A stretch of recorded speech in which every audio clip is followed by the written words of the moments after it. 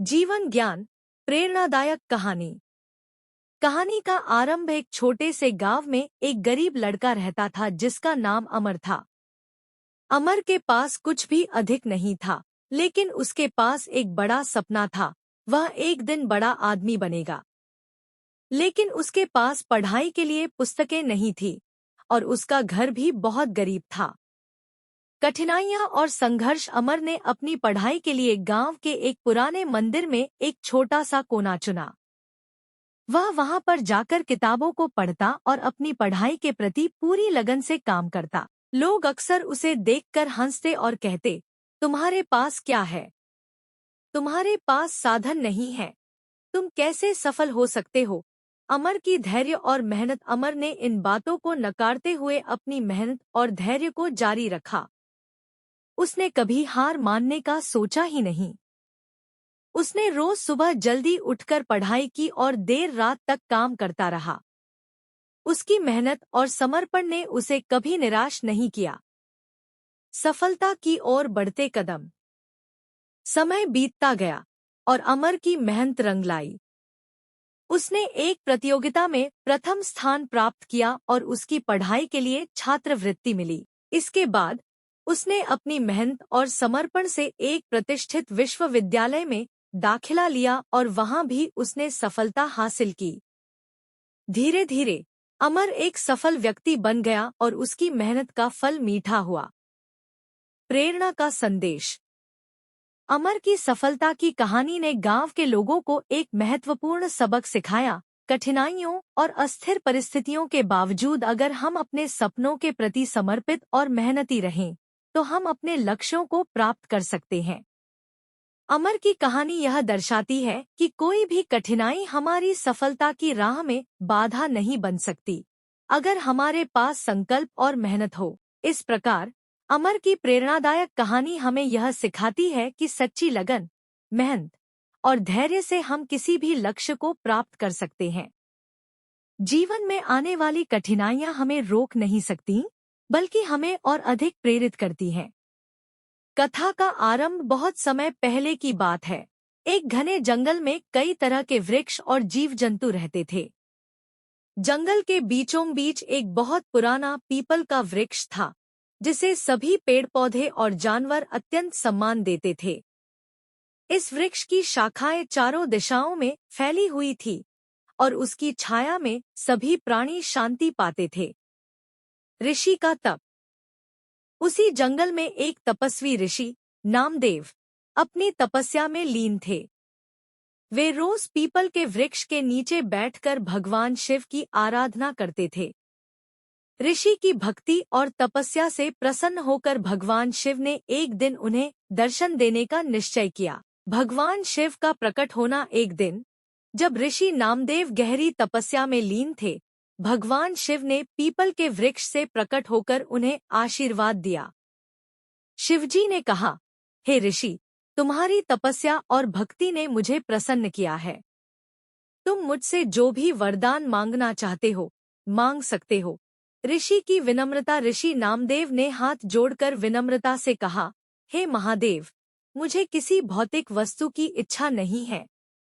मैं केवल यही चाहता हूँ कि यह पीपल का वृक्ष हमेशा आपकी कृपा से सुरक्षित और समृद्ध रहे, ताकि यहाँ आने वाले सभी प्राणी इसकी छाया में शांति और सुख पा सकें।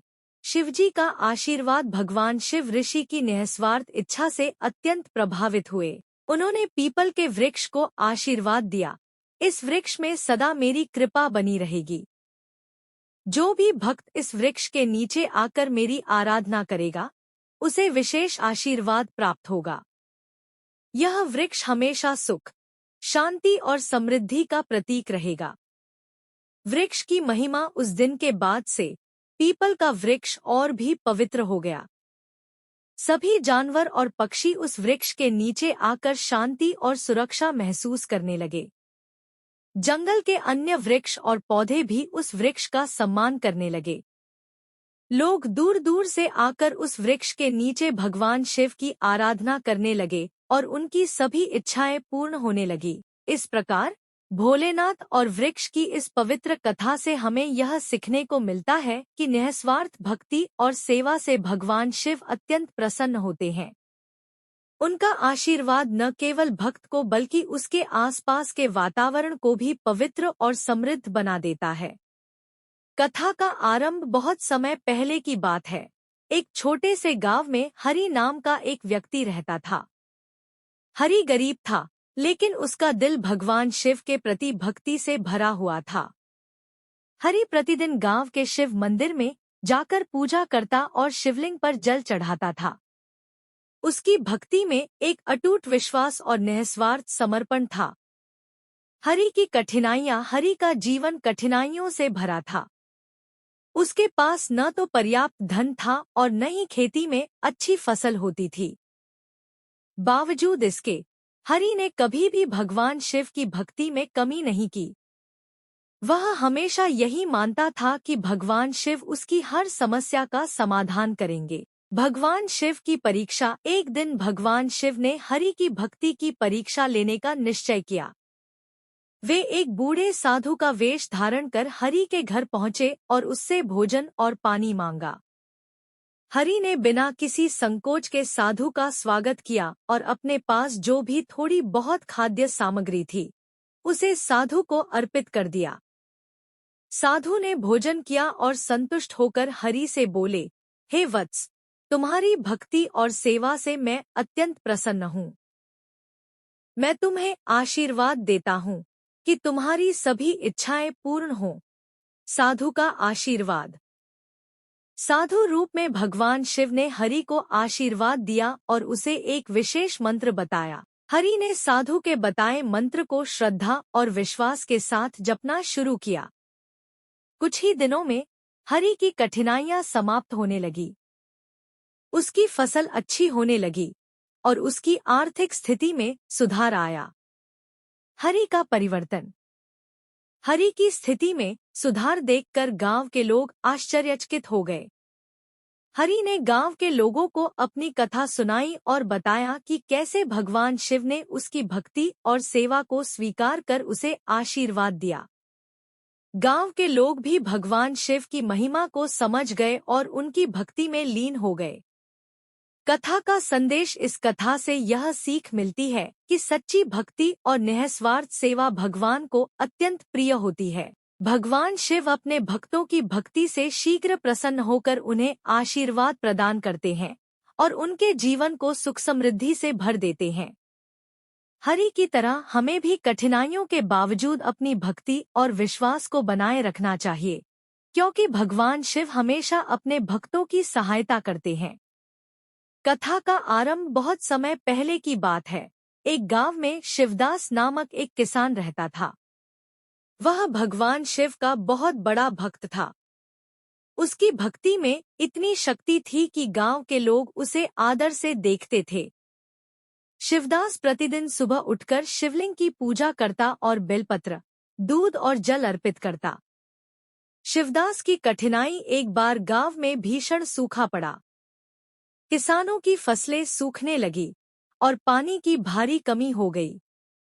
शिवदास भी इस कठिनाई से प्रभावित हुआ, लेकिन उसने अपनी भक्ति में कोई कमी नहीं आने दी। वह प्रतिदिन किसी न किसी तरह से भगवान शिव की पूजा करता रहा और उनके सामने अपनी समस्याओं का समाधान मांगता रहा। भोलेनाथ की परीक्षा। भगवान शिव ने शिवदास की भक्ति और उसकी कठिनाइयों को देखा और एक साधु का वेश धारण कर गांव में आए। उन्होंने शिवदास से पानी मांगा।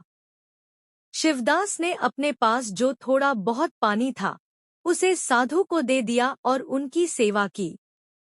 भगवान शिव का प्रकट होना। साधु रूप में भगवान शिव ने शिवदास से कहा, तुम्हारी भक्ति और निस्वार्थ सेवा से मैं अत्यंत प्रसन्न हूँ। अपनी कोई इच्छा बताओ, मैं उसे पूरा करूँगा। शिवदास ने विनम्रता से कहा, हे प्रभु, मेरी केवल एक ही इच्छा है कि हमारे गांव में फिर से पानी आ जाए ताकि सभी लोग सुखी और समृद्ध हो सकें। शिवजी का आशीर्वाद। भगवान शिव उसकी निस्वार्थता से बहुत प्रभावित हुए और अपने असली रूप में प्रकट होकर बोले, तथास्तु। तुम्हारी भक्ति और सेवा से मैं अत्यंत प्रसन्न हूँ। तुम्हारे गांव में अब कभी पानी की कमी नहीं होगी। यह कहते हुए भगवान शिव ने अपने त्रिशूल से पृथ्वी पर प्रहार किया और वहां से एक जलधारा प्रकट हुई, जिसने गांव को पानी से भर दिया। गांव की समृद्धि गांव में पानी आने से सभी लोग अत्यंत प्रसन्न हुए।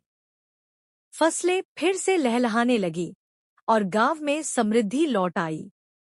लोग शिवदास की भक्ति और भगवान शिव के आशीर्वाद की सराहना करने लगे। शिवदास की कथा पूरे क्षेत्र में फैल गई और लोग उसकी भक्ति और निस्वार्थता से प्रेरणा लेने लगे।